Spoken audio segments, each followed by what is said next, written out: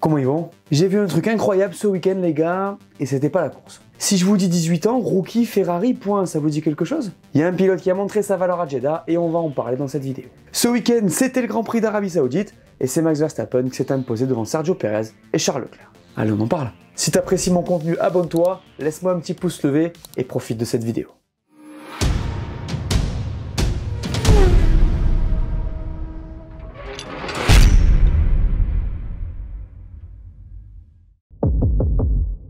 Ma note pour ce Grand Prix d'Arabie Saoudite, c'est 2 sur 5. On peut remercier Stroll pour la voiture de sécurité et le changement de leader. À part ça, compte tenu que c'était à Jeddah, c'était encore assez rompiche. Après les premiers tours, on était encore sur une très belle occasion de faire la sieste.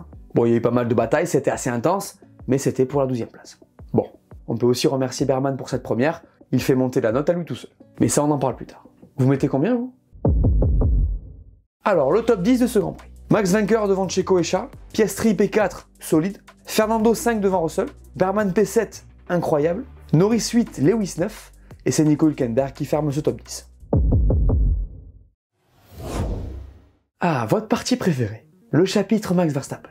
Comme une impression de Jeddah vu ce week-end, non? Celle-là, les cadeaux. Bon, je vais pas m'éterniser sur Max. Sur son tour de qualif, il m'a éteint carrément. Le mec a vengé son tour de 2021, record de la piste battu. Et le samedi, c'était la classique promenade de santé. Alors il n'a pas mené tous les tours, il n'a même pas été chercher le meilleur tour en course. Il a dit avoir essayé, mais il manquait de batterie au dernier virage avant le dernier tour. Mais bon, c'est encore une masterclass, j'ai pas grand chose à ajouter. Vous êtes habitués. Après, cette victoire est importante, les gars. Parce qu'il n'avait jamais gagné les 2 manches d'ouverture d'une saison, parce que c'est son 100e podium en F1 et qu'ils ne sont que 7 à l'avoir fait dans l'histoire, et surtout parce qu'il a fait tout ça sans forcer. Alors ça n'a pas non plus été hyper fluide hors de la piste chez Red Bull. Il y a toujours cette guerre interne qui fait rage. On a appris qu'Helmut Marko était à son tour sous enquête avant qu'il déclare qu'il restait. Max a eu le temps de déclarer qu'il était de son côté. Bref, encore un week-end compliqué hors de la piste. On dirait que cette histoire ne se terminera jamais. Affaire à suivre, bien évidemment. De son côté, Checo a fait un week-end assez solide. Par contre, il tirait un peu la tronche. Et ouais, parce que l'an dernier, il avait gagné. Là, il y a même pas pensé. En fait, il faisait la tête du mec qui se fait rouler dessus chaque semaine. Je pense qu'on peut comprendre. Bref, Max, Red Bull, du Jeddah vu. Bravo à eux quand même. Ferrari est dans les tops de ce Grand Prix, mais j'ai envie de vous parler d'un homme. Enfin, un jeune homme. Oliver Berman, 18 ans exactement. Oui, pilote Ferrari. Là, ceux qui n'ont pas suivi devraient comprendre. Petit rappel. En arrivant sur le week-end de course, Carlos Sainz se sentait un peu mal, il a fait les 2 premières séances d'essai, puis il a été à l'hôpital et on lui a diagnostiqué une crise d'appendicite. Du coup, impossible de rouler et c'est Berman qui a pris la suite. Berman, pilote de l'Académie Ferrari actuellement en F2, qui avait d'ailleurs fait la pole de la course longue. Bon, ce petit là, il nous a fait un immense week-end.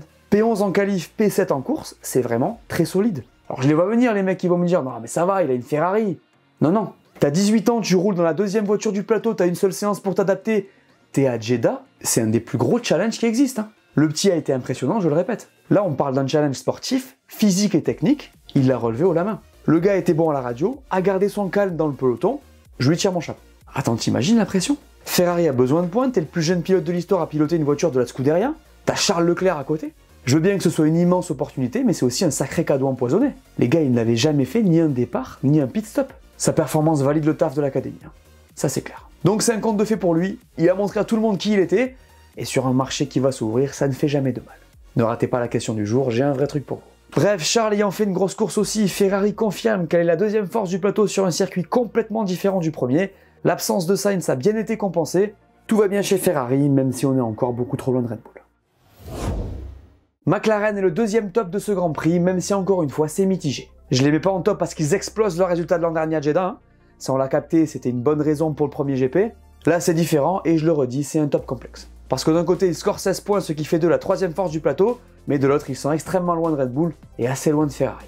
Il y a aussi eu des soucis avec ce nouvel aileron arrière qui aurait rendu la voiture beaucoup plus lente en ligne droite. On a vu Piastri buter pendant super longtemps sur Hamilton. Mais pour moi c'est le fait de les voir scorer comme ça malgré ces points noirs qui me fait les mettre à cette place. Piastri a maximisé la perte de la voiture, décidément ce gamin est très impressionnant. Et Norris a tenté une stratégie alternative quand tout le monde a mis les durs, mais ça n'a pas marché. On va mettre un point de plus pour la volonté de tenter des choses. D'ailleurs, juste pour info, Norris avait volé le départ sans prendre de pénalité, et voici comment les stewards l'ont expliqué. Les stewards ont analysé les données de positionnement et ont déterminé que la voiture numéro 4 a bougé avant que le signal du départ soit donné. Cependant, le transpondeur présent sur la voiture n'a pas indiqué de départ volé. En vrai, il a gagné aucun avantage avec ce move, donc ça me semble être une bonne décision. Bref, pour McLaren, on va résumer tout ça avec une phrase de Lando. C'est comme Aston, comme Mercedes, et Ferrari et Red Bull sont loin devant. Pour les oranges, c'est un bon début, mais il y a encore beaucoup de travail. Troisième top de ce Grand Prix, bien évidemment, une grande course qui montre bien que Haas a progressé de fou, comme on l'avait imaginé. En vrai, il y a 5 équipes de points sur cette grille, sur le papier, il n'y a pas de points à aller chercher, donc c'est très positif pour Haas que ce soit. Ils ont bien joué le coup en équipe, la strat a été super impressionnante, notamment via Magnussen. On lui a demandé de ralentir tout le monde pour optimiser l'arrêt de son coéquipier. D'ailleurs, il a un peu abusé puisqu'il a quand même bien tassé Albon dans le mur et joué avec les limites avec Yuki. Mais c'était smart, ça a payé et c'est intéressant pour eux puisque ces points valent très cher. Pour revenir à Hülkenberg, faut noter que ça faisait 20 courses qu'il n'avait pas scoré, ça va lui faire du bien. Le premier flop de ce Grand Prix d'Arabie Saoudite, c'est encore Merco. 6 et 9, les gars, c'est pas au niveau de ce qu'on attend là. Elle est où la perf de cette voiture qu'on nous avait vendue? En fait, chez eux, on a de gros soucis avec l'arrière, on a amené un nouvel aileron qui n'a pas apporté les garanties espérées, et on se retrouve avec du rebond. Vous avez bien entendu. Chez Russell, ça manquait de potentiel pour aller chercher ne serait-ce qu'Alonso. Il est resté bloqué derrière lui pendant 40 tours. Et chez Lewis, on a fait comme Norris, donc on a décalé la stratégie, ce qui n'a pas porté ses fruits. Je vous propose d'écouter sa déclate d'après-course. Il y a du potentiel dans cette voiture, mais nous devons encore ajouter beaucoup de performance. Aujourd'hui, la voiture était plutôt bonne dans les virages à moyenne et basse vitesse, mais nous perdions dans les virages rapides. Les performances à grande vitesse sont vraiment mauvaises avec notre voiture. Nous nous sommes battus 3 ans de suite avec ça, avec le rebond. Et puis, être confronté à ce scénario, c'est une dure réalité, mais c'est comme ça. Et j'ai quand même couru aussi fort que j'ai pu. Chez Merco, il est flagrant qu'on ne comprend toujours pas cette voiture. George Russell l'a dit, leur niveau progresse quand eux stagnent, et franchement, ça fait pas rêver.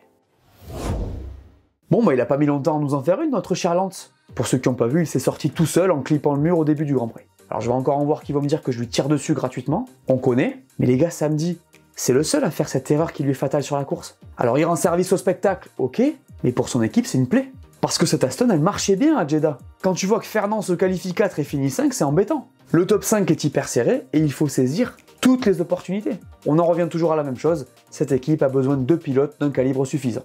Alors il fait une bonne course à Bahreïn, pas de problème, et je vais attendre quelques GP pour le juger, mais le fait est que c'est encore une erreur, et donc des points gaspillés. Lance il est tranquille, son équipe c'est Aston Martin, mais bon désolé les gars, moi ça me gave un peu de voir ça. Surtout quand t'as un Berman à côté, qui a la dalle et qui montre quel genre de potentiel on pourrait voir à sa place. Dites-moi ce que vous en pensez en commentaire. Petit point sur Racing Bull qui a eu énormément de mal à Jeddah. Alors Yuki a fait du bon taf en qualif en atomisant son coéquipier encore une fois, mais en course la voiture était à la rue complet.